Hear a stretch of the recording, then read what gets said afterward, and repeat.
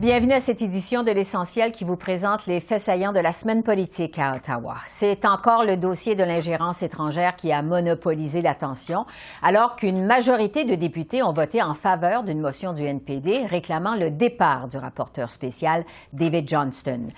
Les partis d'opposition aux communes continuent de croire en la nécessité d'une enquête publique pour faire la lumière sur les allégations d'ingérence de la Chine dans le processus électoral au pays. Et c'est aussi le cas de Jean-Pierre Kingsley, l'ancien grand patron d'Élections Canada. J'en ai discuté avec lui. Bonsoir, M. Kingsley. Bonsoir, Mme Bégin. Tout ce dossier de l'ingérence étrangère, évidemment, ça a pris une grande envergure politique, mais vous dites que l'aspect spécifique du système électoral n'a pas été bien examiné. Qu'est-ce qu'il aurait dû y avoir de plus dans le rapport Johnston, selon vous? D'abord et avant tout, une reconnaissance qu'une enquête publique s'imposait, tout simplement, parce que l'emphase a été jusqu'à maintenant sur tous les aspects politiques. Est-ce que le gouvernement a bien agi? Est-ce qu'un ministre a un tel? Est-ce que les sous-ministres, en groupe, ont bien agi? Comment ont-ils fait? Et puis, moi, je me suis dit, mais c'est une entorse, c'est une attaque à notre système électoral qui a eu lieu. Et puis, ça semble prendre une deuxième place à tout ce qui se passe, tandis que ça devrait vraiment être la première place, parce que c'est ça qui a été entaché, c'est ça qui a été attaqué, comme je le disais. Et puis, vous savez, le système électoral, c'est celui qui a comme mission principale d'établir la légitimité de la gouvernance, dont nous avons le bénéfice au Canada depuis 1867, mais en particulier depuis 102 ans, donc depuis 1920, quand le bureau du directeur général des élections du Canada a été fondé. Et puis, depuis ce temps-là, d'ailleurs, je devrais le mentionner devant tout le monde, nous sommes l'envie de l'univers, finalement. Il y a des moult pays qui sont venus me visiter pour savoir comment est-ce que vous faites les choses pour avoir un système électoral aussi ouvert, aussi bon. Et j'ai été invité à plusieurs pays aussi pour aller parler de la chose. Donc, c'est un joyau du système canadien. Et puis, on voit maintenant que plusieurs Canadiens, plusieurs Canadiennes se disent « Non, je n'y crois plus. J'ai des raisons d'avoir des doutes, devrais-je dire. » Oui, justement. Il n'y a seulement qu'une façon de contrer cela. Ça va être une enquête publique. Bon. Éventuellement, c'est ce qui va avoir lieu. Justement, en ce qui concerne l'intégrité des élections fédérales, quelles questions vous auriez voulu éclaircir? Parce qu'on n'arrête pas de nous répéter que du côté du gouvernement, il n'y a pas eu d'impact sur les résultats électoraux dans les 2 dernières élections au pays. Qu'est-ce que vous auriez voulu éclaircir plus spécifiquement? Vous savez, je vais m'en revenir à ce que vous venez de dire, en ce qui traite à ce que le gouvernement dit. Le peuple canadien veut avoir la preuve pour lui-même de cela. Veut le voir de ses propres yeux. Et puis, ça ne suffit pas que quelqu'un nous dise qu'il n'y a pas eu vraiment d'impact. D'abord, celui en 2019, on ne l'a pas su, du moins pas publiquement. Celui en 2021, on ne l'a pas su. Je parle de nous, le peuple. Et puis, en ce que traite à ce qu'une commission pourrait aborder comme question, en ce que traite au domaine électoral, quelle est la teneur de ces messages-là? Quelle est la saveur de ces messages? Quelle est leur ampleur? Vers qui est-ce que c'est visé, soit positivement ou négativement? Vers quel parti politique, positivement ou négativement? Qui a participé à partir du Canada? Est-ce que ce sont des Canadiens et des Canadiennes? Est-ce que ce sont des gens de l'extérieur qui se sont servis des Canadiens et des Canadiennes à leur insu ou à leur su? Tout cela, il va falloir le déterminer. En même temps, on sait que rien n'a lieu sans qu'il y ait de l'argent qui soit dépensé. Est-ce que ces sommes-là ont été rapportées au directeur général des élections? Est-ce que les gens se sont inscrits comme tiers partis s'ils l'ont fait de façon plus anonyme? Donc, tout cela mérite d'être approfondi pour que l'on sache, nous, comment nous protéger la prochaine fois. Ouais. Et non pas nécessairement dépendre d'un gouvernement qui dit qu'il nous protège, quel que soit le gouvernement. Puis l'autre chose que je voulais mentionner, c'est qu'il y a un comité de 5 sous-ministres qui, eux, ont déterminé qu'il n'y avait pas eu d'entache à la loi électorale. Mais moi, je me dis, les 5 sous-ministres sont d'excellentes personnes, je n'en ai aucun doute. Mais leur mandat est de faire rapport à un ministre ou au premier ministre. Leur mandat n'est pas de faire rapport au public canadien. Et moi, dès le début, j'ai mentionné aux gens, il faut inclure quelqu'un qui a une redevance directe auprès du peuple canadien. Bon. Donc, pour mettre ça clair et pour résumer, là, selon vous, une enquête publique, c'est au moment où on se parle la seule façon pour connaître l'impact de l'ingérence étrangère sur notre système électoral. C'est ce que vous nous dites. C'est ce que je suis en train de vous dire pour satisfaire le peuple canadien, qui était la source du système électoral canadien. On sait que les libéraux et M. Johnston également disent qu'une enquête publique, c'est pas possible parce qu'il y a, entre autres, plusieurs documents qui sont classés secrets. Donc, il y a une partie des travaux qui devraient se dérouler à huis clos. Qu'est-ce que vous répondez à ça, à cet argument-là, vous? Alors, que ces parties-là se déroulent à huis clos, vous savez, ce que les Chinois ont fait, il n'y a pas de secret, c'était public tout ça, là. C'est pour ça que je dis qu'il faut s'occuper de la chose électorale là-dedans. Tout ça a été fait en public. Les choses qui relèvent du secret national, du secret pour la sécurité, un juge peut s'en occuper. Vous savez, les gens qui travaillent dans le domaine de la sécurité, leur tâche est de considérer tout leur travail comme étant quelque chose qui est relié à la sécurité du pays et donc couvert sous la rubrique de secret. Et puis moi, je me dis, un aperçu neutre, un œil neutre, pourrait dire, écoutez, telle partie du document, on peut finalement laisser le public le voir. Il n'y aura aucune attaque à notre système pour préserver le secret. Et puis, il y a des experts dans le domaine, même un ancien directeur, Dick Fadden, du service secret, qui a dit, faisons une enquête, il y a moyen d'en faire une quand même. Il y a d'autres qui ont dit, on a fait d'autres enquêtes, Maher, etc., d'autres, où il y avait des aspects sécuritaires, et on a réussi très bien à faire le jour à la satisfaction de la grande majorité des Canadiens et des Canadiennes. Oui, quitte à ce on peut faire la même chose avec le problème auquel se bute le Canada présentement. Quitte à ce qu'on fasse des parties à huis clos. En terminant, M. Kingsley, avec toute cette histoire d'ingérence étrangère qui continue de faire les manchettes, vraiment, ça ne veut pas s'essouffler.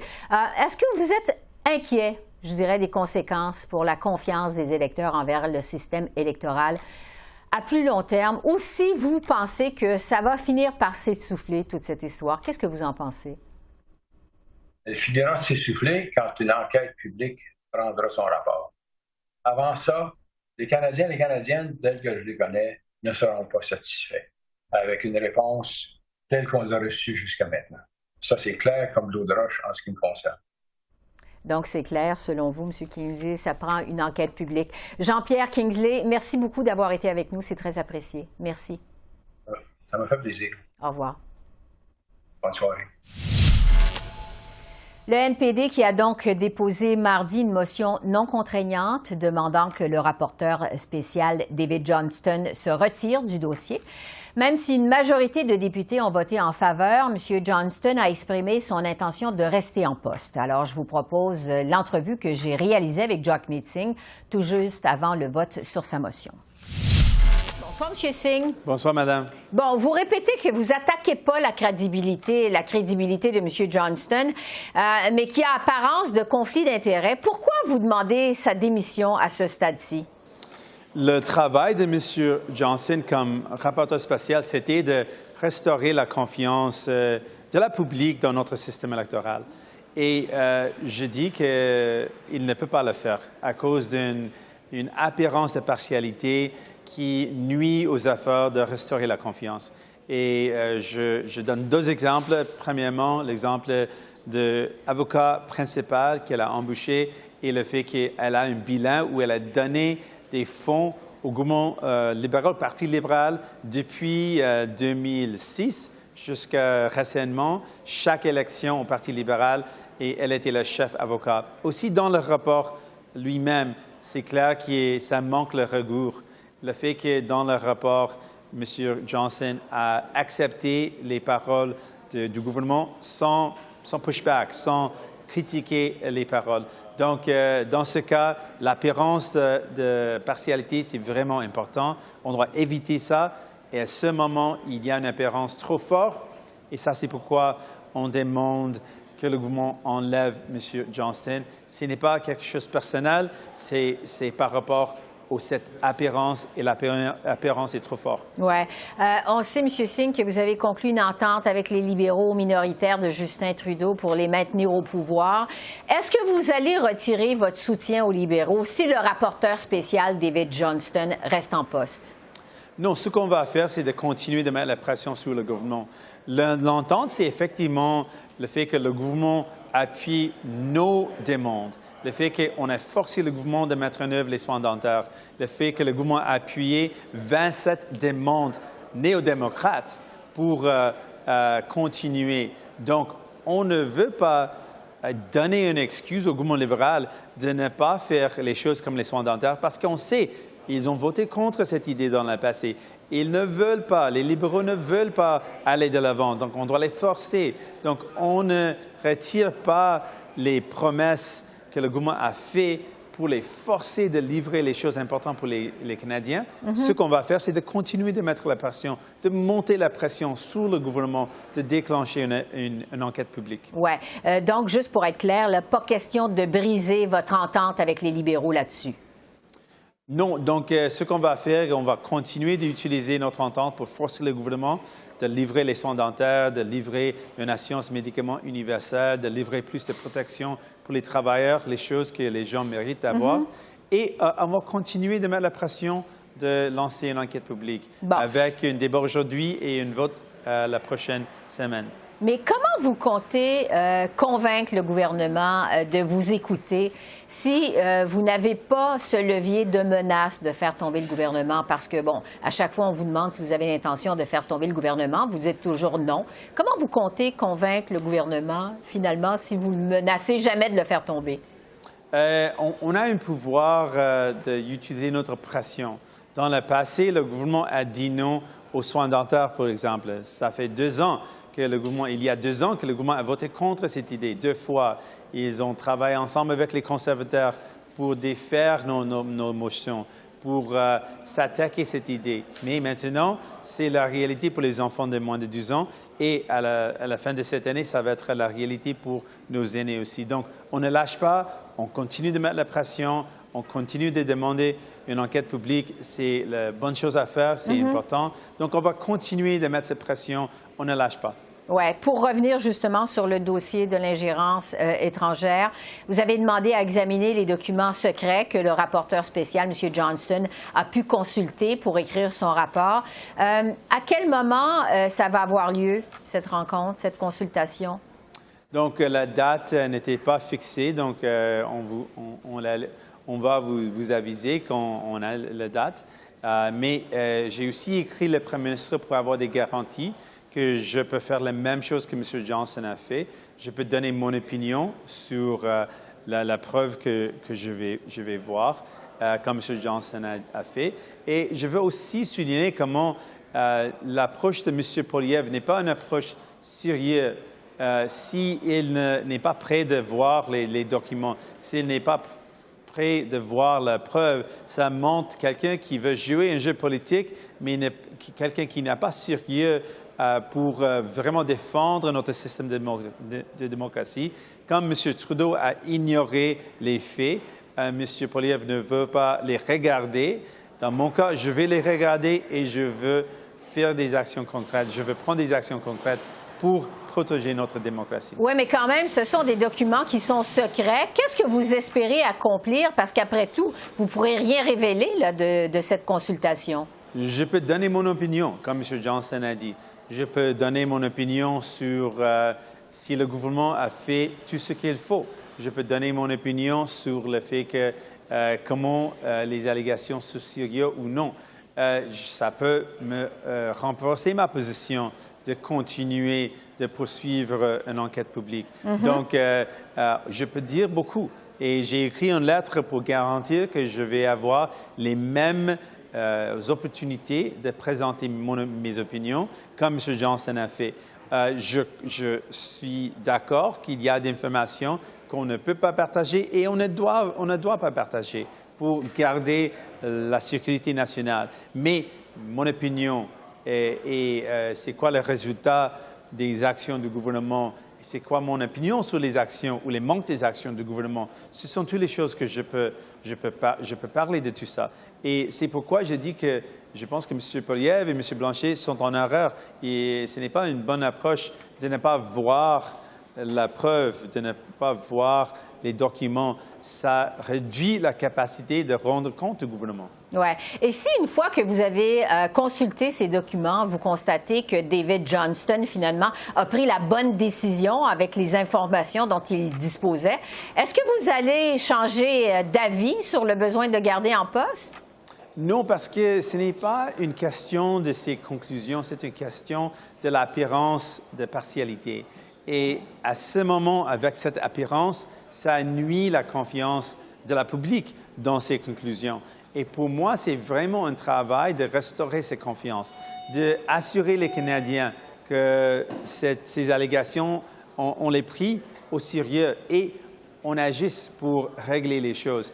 Et on ne peut pas donner la confiance à la public si les gens ne croient pas dans le processus parce qu'il manque de crédibilité à cause d'une apparence de partialité. C'est pourquoi souvent on parle de cette importance d'impartialité avec les juges, avec les gens qui prennent une décision. Ce principe, c'est vraiment important parce que ça donne la confiance. Et un manque, s'il n'y a pas une apparence d'impartialité, s'il y a une apparence de partialité, ça nuit à la confiance. Et ça, c'est un problème. Oui.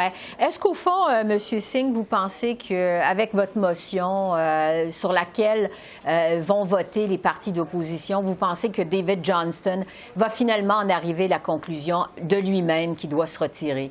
Je pense que oui, c'est une bonne question. Je pense que c'est quelqu'un vraiment honorable. Elle a fait un travail acharné toute sa vie pour le pays, pour le Canada. Donc, mon avis, si toutes les chambres de communes présentent leur volonté, que la Chambre de communes, les députés pensent que M. Johnston ne peut pas continuer, le gouvernement doit le retirer de sa poste, je pense que M. Johnston lui-même va faire ça. À suivre.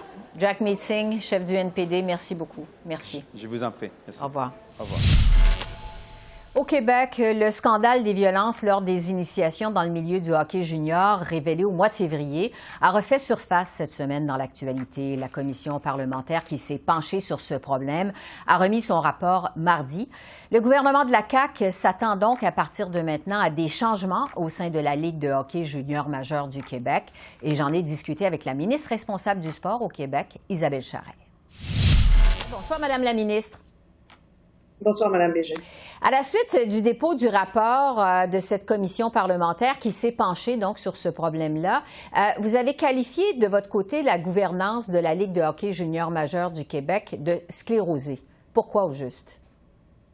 Bien, en fait, ce que je voulais dire, c'est que c'est une gouvernance qui est quand même très homogène. Hein? Puis peut-être que le terme était fort, mais ce que je voulais dire, c'est que chaque personne qui siège sur cette gouvernance-là a à peu près le même profil et les mêmes attributs et le même background. Donc, je pense qu'il y a moyen maintenant, dans une saine gestion, d'avoir plus de diversité pour justement refléter la société, puis aussi pour pouvoir avoir une saine gouvernance, évidemment, mais pour pouvoir offrir un produit qui réponde plus aux aspirations de la population. Alors, c'est dans ce sens-là que je parlais de sclérose, qui était peut-être un petit peu fort. Oui.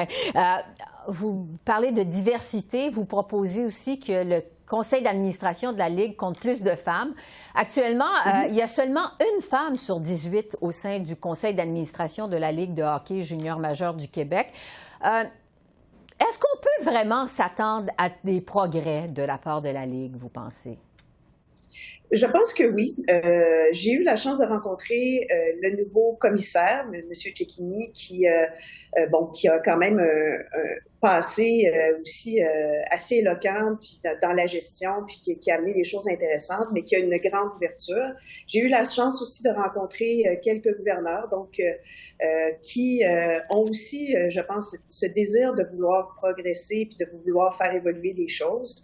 Maintenant, c'est sûr qu'en amenant une diversité de compétences puis d'aptitudes, je pense que ça va juste servir la Ligue, parce que ce soit dans leur notion évidemment de sécurité, parce que c'est le premier enjeu qui nous concerne puis qui nous préoccupe, c'est vraiment de s'assurer que nos joueurs soient en sécurité. Mais au-delà de ça, je pense que dans une gouvernance, dans un produit qui veut se développer, se démarquer, je pense qu'il faut avoir des compétences en finance, en ressources humaines, en marketing et tout ça. Donc, ils ont tout avantage à se diversifier, justement. Oui, parce qu'il faut dire que l'ancien commissaire Gilles Courteau a quand même remis sa démission au mois de mars dans la foulée de ce scandale. Parmi les recommandations émises par les gens de la commission, il y en a 23 à tout, il faut le dire, on propose aussi que le conseil d'administration de la Ligue soit complètement indépendant, ne comprenne pas donc une majorité de propriétaires d'équipes. Qu'est-ce que ça pourrait changer selon vous? Bien, un petit peu la diversité dont on parlait plus tôt, parce qu'évidemment, là, ce ne sont que des propriétaires d'équipes qui siègent au conseil d'administration. Donc, évidemment, d'avoir une perspective différente, d'avoir une perspective de joueurs, parce qu'on parle aussi que les athlètes devraient être représentés sur ce CA-là, d'avoir une perspective du public aussi. Donc, je pense que comme toute bonne entreprise, il y a eu une évolution beaucoup dans le style de gouvernance qu'on souhaitait pour nos entreprises. Alors, je pense que la Ligue est rendue là. Donc, à mon avis, ils vont recevoir ces recommandations-là de façon favorable pour pouvoir justement se diversifier, puis en bout de ligne, d'offrir un produit qui est plus sécuritaire, d'une part, pour leurs athlètes, mais aussi qui est plus représentatif des goûts, des aspirations de leur public. Oui, on reviendra sur vos attentes par rapport au changement dans la Ligue. Je veux parler des autres recommandations qu'on retrouve dans ce rapport. On suggère notamment un registre des plaintes. Quelles sont les recommandations qui vous semblent les plus intéressantes, les plus susceptibles d'amener des changements dans ce qui a été proposé cette semaine? Oui, bien, en fait, il y a plusieurs recommandations qui concernent la Ligue junior majeure du Québec, d'autres qui concernent les fédérations. Ce qui touche plus principalement le gouvernement, on parle entre autres de tout ce qui est prévention, sensibilisation. On parle de registre, de communication, des sanctions.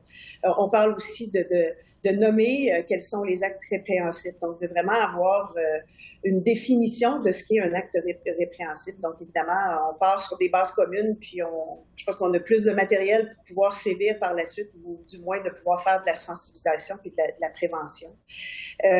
On parle aussi de l'officier, parce que vous savez qu'au Québec, on a instauré l'officier indépendant des plaintes. On est d'ailleurs les premiers au Canada à l'avoir fait. Donc, un mécanisme ou un recours pour les athlètes ou pour toute personne qui est impliquée dans le sport puis qui est témoin ou victime d'un acte de violence ou d'intimidation ou d'harcèlement. Donc, un mécanisme pour pouvoir porter plainte.